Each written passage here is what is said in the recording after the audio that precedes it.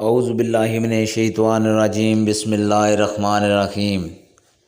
ایک دن حضرت صلی اللہ علیہ وآلہ وسلم لوگوں میں تشریف فرما تھے کہ آپ کے پاس ایک شخص آیا اور پوچھنے لگا کہ ایمان کسے کہتے ہیں۔ آپ صلی اللہ علیہ وآلہ وسلم نے فرمایا کہ ایمان یہ ہے کہ تم اللہ پاک کے وجود اور اس کی وحدانیت پر ایمان لاؤ، اور اس کے فرشتوں کے وجود پر، اور اس اللہ کی ملاقات کے برحق ہونے پر، اور اس کے رسولوں کے برحق ہونے پر، اور مرنے کے بعد دوبارہ اٹھنے پر ایمان لاؤ۔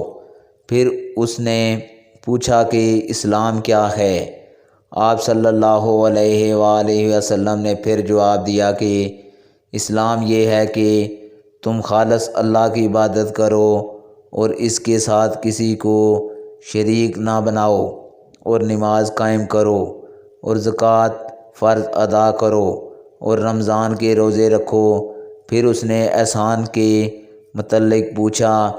آپ صلی اللہ علیہ وآلہ وسلم نے فرمایا، احسان یہ ہے کہ تم اللہ کی عبادت اس طرح کرو گویا تم اسے دیکھ رہے ہو۔ اگر یہ درجہ نہ حاصل ہو تو پھر یہ تو سمجھو کہ وہ تم کو دیکھ رہا ہے۔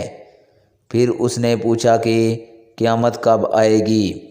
آپ صلی اللہ علیہ وآلہ وسلم نے فرمایا کہ اس کے بارے میں جواب دینے والا پوچھنے والے سے کچھ زیادہ نہیں جانتا، البتہ میں تمہیں اس کی نشانیاں بتلا سکتا ہوں۔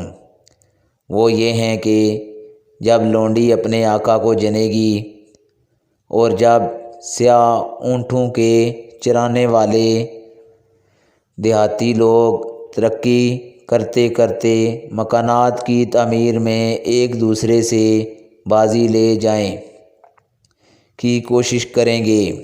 یاد رکھو، قیامت کا علم ان 5 چیزوں میں ہے جن کو اللہ کے سوا کوئی نہیں جانتا۔ پھر آپ صلی اللہ علیہ وآلہ وسلم نے یہ آیت پڑھی کہ اللہ ہی کو قیامت کا علم ہے کہ وہ کب ہوگی، آخر آیت تک۔ پھر وہ پوچھنے والا پیٹھ پھیر کر جانے لگا۔ آپ صلی اللہ علیہ وآلہ وسلم نے فرمایا کہ اسے واپس بلا کر لاؤ۔ لوگ دوڑ پڑے مگر وہ کہیں نظر نہیں آیا۔ آپ صلی اللہ علیہ وآلہ وسلم نے فرمایا کہ وہ جبریل علیہ السلام تھے جو لوگوں کو ان کا دین سکھانے آئے تھے۔ امام عبداللہ بخاری فرماتے ہیں کہ حضرت صلی اللہ علیہ وآلہ وسلم نے ان تمام باتوں کو ایمان ہی قرار دیا ہے۔ صحیح بخاری حدیث نمبر 50۔ آج کی ویڈیو دوستو اتنی، اگلی ویڈیو میں آپ لوگوں سے ملاقات ہوگی، تب تک کے لیے اجازت دیجیے۔ اللہ حافظ۔